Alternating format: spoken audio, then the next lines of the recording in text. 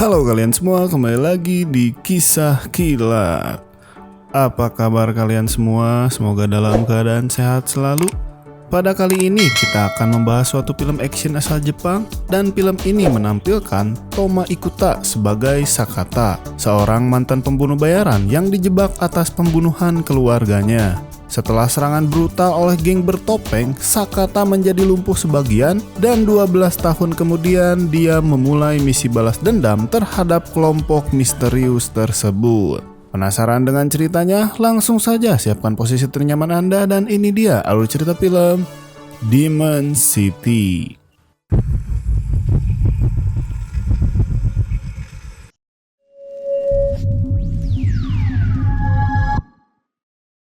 Pada awal film, kita akan diperlihatkan seorang pemuda pengoleksi golok bermacam rasa yang sepertinya sedang mengasah salah satu golok kesayangannya. Berlatar di salah satu kota Jepang yaitu kota Shinjo, kita akan dipertemukan dengan seorang bos Yakuza yang sepertinya sedang kalah saing dengan Yakuza lainnya. Sehingga alih-alih marah langsung kepada mitra bisnisnya, si bos melampiaskan kekesalannya dengan memanggil si anak buah untuk maju ke depan dan langsung dengan enteng merobek mulutnya. Di saat bersamaan, di luar rumah mewah tersebut ada seorang pria misterius yang mulai menumbangkan satu persatu penjagaan. Dan mari kita berkenalan dengan Sakata yang sangat mirip dengan Jeffrey Nicole. Dia merupakan seorang pembunuh bayaran yang dijuluki sebagai legenda iblis kota, di mana Sakata dikenal sebagai solo fighter yang suka bekerja sendiri dan tidak pernah gagal dalam menjalankan suatu misinya.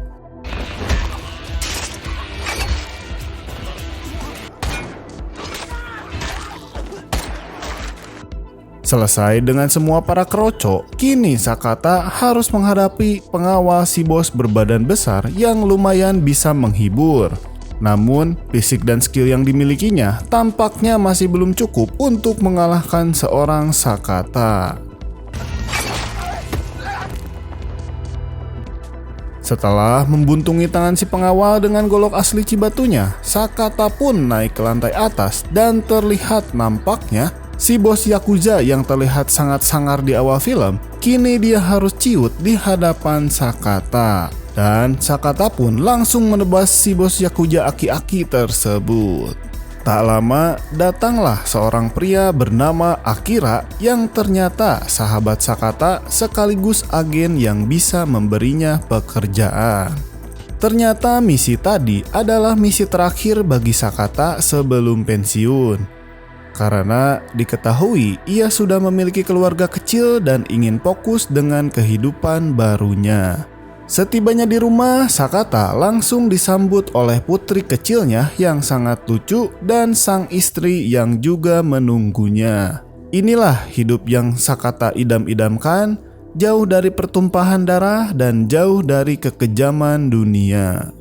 Namun, ketika Sakata selesai mandi, tiba-tiba terdapat beberapa pria bertopeng iblis yang datang ke rumahnya. Sempat melakukan perlawanan, Sakata benar-benar tidak berdaya ketika keluarganya harus ikut dilibatkan. Sehingga si bos yang dipanggil dengan si master yang memakai topeng iblis bertanduk pun mengucapkan rasa terima kasihnya atas jasa Sakata yang sudah membantai semua kelompok Yakuza yang ada di kota tersebut. Dan kini semua ancaman sudah lenyap, semua kelompok ormas sudah dibantai, dan sekarang kota Shinjo akan menjadi kota yang aman. Dan menurutnya, satu-satunya orang paling berbahaya di kota tersebut adalah Sakata sendiri. Sehingga kedatangan mereka ke sini adalah untuk menghabisi nyawa Sakata demi terciptanya kedamaian di kota Shinjo. Dengan tak berperasaan bagaikan iblis di taman neraka, mereka pun menghabisi nyawa keluarganya yang sebenarnya tidak berdosa dan tidak tahu apa-apa. Penuh dengan tatapan dendam di matanya, ia pun berjanji bahwa suatu hari nanti dirinya akan datang dan membantai mereka semua. Namun saat itu Sakata benar-benar tidak berdaya dan langsung ditembak tepat di kepalanya. Singkat cerita, 12 tahun kemudian, secara mengejutkan Sakata ternyata masih hidup.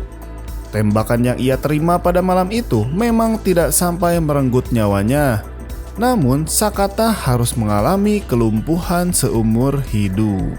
Dan ternyata Akira adalah orang yang paling berkontribusi pada kelangsungan hidup Sakata. Malam itu ternyata dia datang tepat waktu dan langsung melarikannya ke rumah sakit. Dan bahkan setelah 12 tahun berlalu, tanpa mendapat apa-apa, Akira masih setia mengurus Sakata dan memberinya sebuah tempat tinggal sederhana lengkap dengan seorang pengasuh yang akan merawatnya setiap hari. Shin pun kemudian memperlihatkan sebuah acara konferensi pers yang memperlihatkan sang bapak wali kota bernama Sunohara. Dan semenjak 12 tahun kepemimpinan kota Shinjou menjadi kota yang aman, nyaman, dan lebih baik. Namun ketika Mbak Nanda bertanya terkait banyaknya kasus orang hilang selama masa kepemimpinannya, Sunohara pun sempat panik dan bingung untuk menjawab. Dan dia kemudian sedikit emosi dan si pembawa acara pun menghentikan sesi tanya jawabnya. Dan ternyata data yang dimiliki oleh dirinya didapatkan langsung dari mantan anggota Yakuza yang dibayar agar menjatuhkan kepemimpinan dirinya. Ada banyak hal-hal mengerikan di belakang yang tidak diketahui oleh orang banyak, sehingga membuat si jurnalis semakin tidak sabar untuk mengungkapkan hal ini ke permukaan.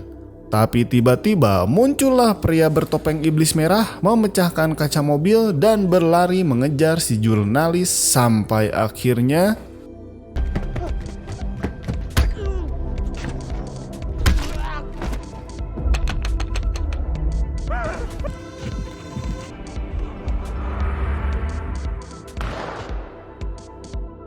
di lain sisi, Sakata yang sedang diajak jalan-jalan malam oleh pengasuhnya kedatangan seorang pria yang tiba-tiba saja menikamnya dari belakang. Sakata! Dan ternyata itu adalah sosok si pengawal yang tangannya sudah dibuntungi oleh Sakata. Namun, menyadari Sakata sudah lumpuh dan tidak bisa mengingat apa-apa, membuat si pengawal tidak jadi membalas dendam dan membiarkan Sakata tergeletak begitu saja.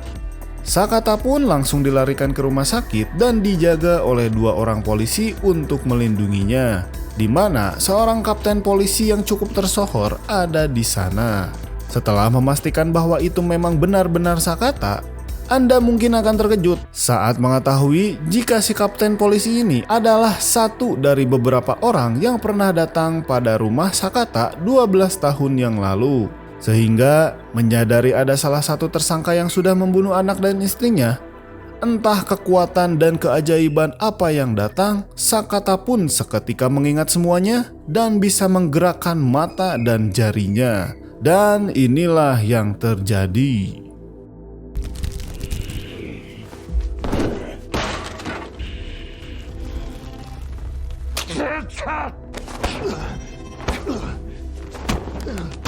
Tak lama muncullah 2 petugas yang sempat terkejut melihat si kapten memakai topeng. Di mana saat mereka berdua sedang mengembalikan Sakata ke atas ranjang, si kapten tiba-tiba mengambil pistol milik salah satu penjaga. Dan ya, satu di antaranya adalah masih komplotan si kapten. Dan yang dibunuh barusan adalah polisi jujur yang dapat berpotensi membahayakan dirinya. Saat itu, Sakata kembali bangkit dan menyerang mereka berdua.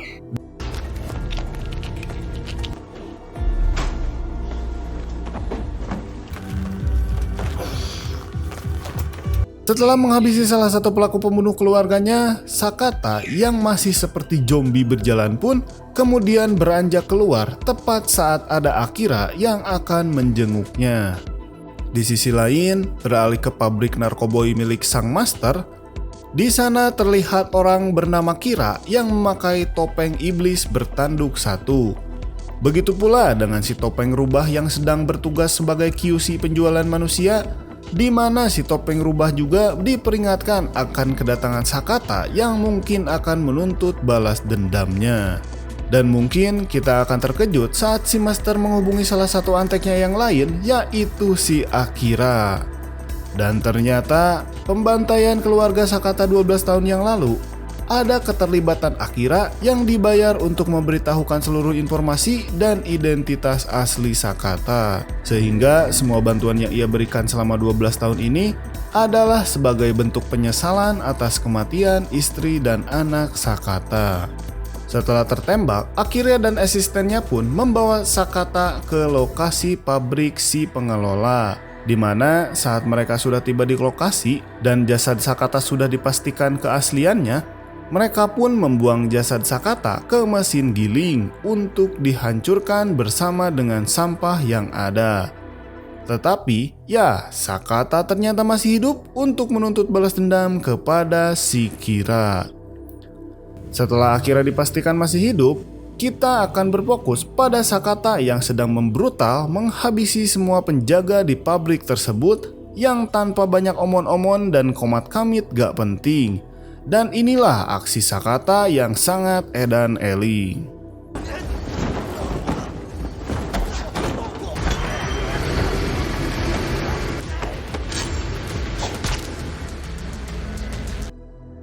Dan muncullah Akira yang menabrak si Kira hingga pingsan. Di mana si Kira yang sedang terluka parah pun akhirnya jujur tentang keterlibatan dirinya dalam kematian keluarga Sakata. Sehingga tanpa ragu Sakata pun langsung menembaknya sebelum selesai berbicara.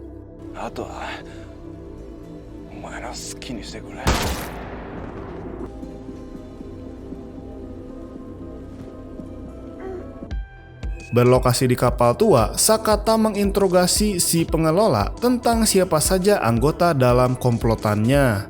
Dan pada saat itu ponselnya tiba-tiba berdering, yang ternyata berasal dari sang master. Mendengar Sakata yang mengancam akan membantai semua orang yang terlibat dalam kematian keluarganya, sang master pun langsung mengancam balik dengan kartu asnya. Dan dia mengatakan tentang anak kandung Sakata yang ternyata masih hidup dan selama 12 tahun ini dirawat dengan baik oleh si topeng rubah yang berpura-pura sebagai ayah kandungnya. Tak sampai dari sini kejutannya, Anda mungkin akan cukup terkejut saat mengetahui tentang wajah dan sosok asli sang master yang ternyata adalah si bapak wali kota Sunohara.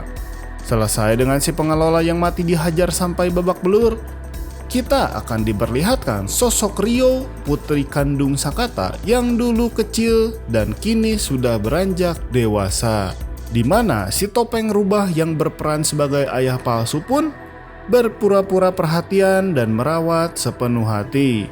Padahal dirinya mempunyai niat jahat untuk mencicipinya ketika dia sudah waktunya di pura. Ryo sendiri punya hobi memanah dan sudah menjuarai beberapa ajang kontes memanah sekabupaten. Sementara itu, Sakata sendiri sedang mendatangi kawan lamanya yaitu si Intel untuk mencari tahu tentang di mana alamat si topeng rubah berada. Tak buang waktu, Sakata langsung mendatangi kediaman si topeng rubah dan menemukan foto-foto putri tercintanya. Tepat saat si topeng rubah datang, Sakata yang marah besar pun langsung nyerenteng karena sudah ditato maternal dan menghajarnya.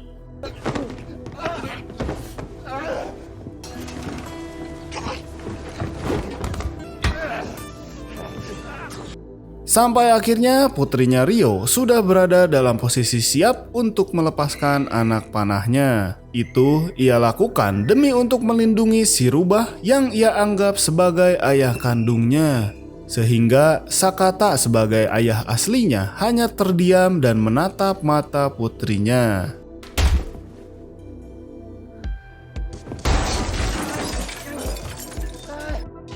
Dan tak lama muncullah si iblis merah untuk membawa si Ryo. Sementara Sakata diminta untuk mendatangi si master demi untuk menyelesaikan semua masalah yang ada. Bukannya pergi ke mantri setempat terdahulu, Sakata yang masih nyadari awak pun langsung mendatangi markas lamanya semasa ia masih aktif bekerja. Di sana terdapat banyak sekali perlengkapan dan jenis senjata tajam. Namun, Sakata tetap memilih golok Cibatu favoritnya dan jaket kulit made in Garutnya yang menjadi ciri khasnya. Setibanya di lokasi, Sakata berhasil mengelabui para penjaga luar dengan mobilnya yang kosong, di mana Sakata sendiri pun masuk melalui jalan lain dan langsung membabi buta menghabisi mereka semua. Dan yang barusan masih belum apa-apa. Karena ketika Sakata harus menaiki anak tangga menuju lantai yang dimaksud, ia masih harus menghadapi puluhan penjaga yang terus berdatangan. Sakata pun berjalan ke salah satu ruangan dan tiba-tiba, ya, itu adalah si topeng rubah yang diperintahkan untuk menghadapi Sakata oleh sang master.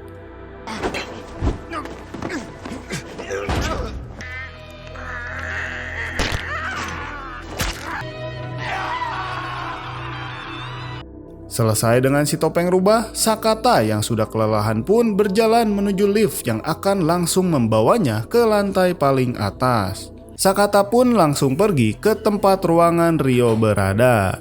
Tetapi disinilah Sakata sekarang ditawan dengan posisi mirip saat di keluarganya dibantai 12 tahun lalu, sambil mengancam akan memenggal kepala Ryo. Sang master alias si bapak wali kota Shinju sedikit menjelaskan tentang tujuan dia yang sebenarnya. Niatnya memang sangat baik, ingin menjadikan kota Shinju sebagai kota teladan, bersih dari preman, bebas dari pertamak oplosan, aman dari minyak kita oplosan, dan segala rupa yang bersifat pikeheuleun. Namun, cara yang master pakai memang terkesan sangat brutal. Seperti contohnya akan langsung mengeksekusi semua orang yang menentangnya, membunuh para pengusaha yang menolak ikut kerjasama, dan memanfaatkan uang hasil bisnis narkoba untuk membangun infrastruktur kota. Dan tidak akan segan-segan memerangi siapapun yang menjadi penghalang akan tujuannya. Sesuai dengan kepercayaan akan sejarah Jepang kuno, bahwasanya iblis akan datang ke kota Shinju setiap 5 tahun sekali dan melakukan pembunuhan massal. Sang master alias si Pak Wali Kota percaya jika iblis yang dimaksud tersebut telah merasuki Sakata yang digadang-gadang sebagai pembunuh bayaran legenda. Sehingga selain ingin menjadikan kota Shinju sebagai kota teladan, sang master juga ingin menjadikan orang pertama yang berhasil menghentikan iblis itu. Si master pun langsung menghunuskan pedang dan siap memenggal kepala Ryo. Tapi tiba-tiba, ya, muncullah si Intel yang menembak secara membabi buta dengan pistol Thompson di tangannya.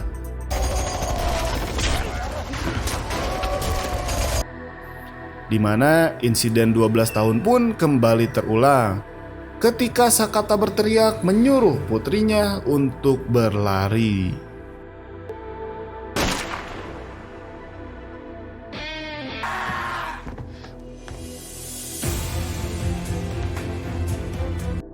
Sehingga setelah Ryo dipastikan aman bersama si Intel, kini Sakata bisa lebih leluasa melakukan balas dendam yang karena kali ini lawannya adalah si iblis merah yang mempunyai kemampuan tidak seperti kroco-kroco yang lain, maka Sakata pun cukup kewalahan menghadapi si iblis merah tersebut.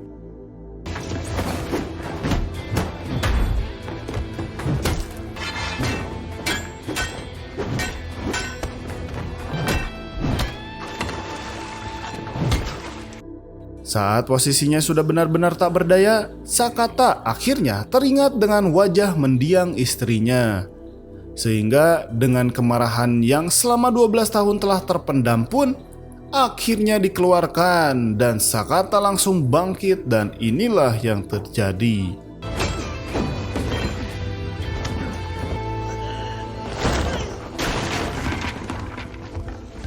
Ketika si iblis merah sedang sekarat, sang master pun membuka topengnya dan ternyata itu adalah saudara kembarnya sendiri yang dibedakan dengan bekas luka bakar di sisinya.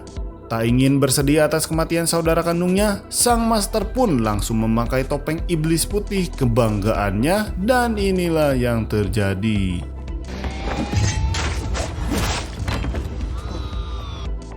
Akibat sudah terlalu kelelahan, siapa yang menduga jika Sakata harus kehilangan tangan kirinya setelah ditebas dengan mudah oleh si master.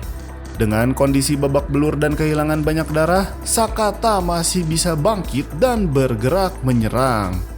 Sampai akhirnya, tepat saat Sakata berhasil membunuh sang master, muncullah Ryo yang kembali untuk menjemput ayah tercintanya.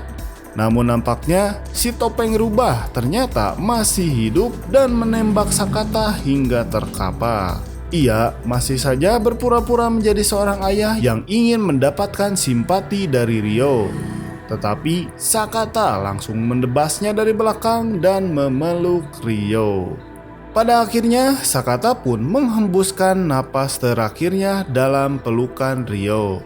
Dan tak lama muncullah aparat yang langsung mengamankan semua orang di lokasi. Terlihat sang master nampaknya masih hidup dan tersenyum saat berada di kantong mayat. Hingga 1 tahun semenjak kejadian tersebut, si master kembali mengikuti pemilu kedua dan lagi-lagi berhasil menjabat sebagai wali kota selama 2 periode berturut-turut. Namun yang paling mengejutkan adalah ternyata itu bukanlah sosok si master yang asli, melainkan saudara kembarnya yang mempunyai bekas luka di samping wajahnya dan bertekad untuk melanjutkan misi saudaranya yang sudah meninggal dunia. Seperti kebiasaan sang master, dia biasanya mengunjungi kuil untuk melakukan ritual. Si iblis merah pun melakukan hal yang sama untuk menggantikannya. Namun yang tidak ia duga adalah kemunculan Ryo yang datang menuntut balas dendam atas kematian kedua orang tuanya. Tamat sudahlah riwayat kelompok Demon City dan film pun selesai. Begitulah cerita film Demon City. Bagaimana menurut kalian? Silahkan tulis di kolom komentar. Tidak lupa dukung terus channel Kisah Kilat dengan cara like, komen, dan subrek-nya. Akhir kata, selamat pagi, siang, sore, malam, dan sampai jumpa.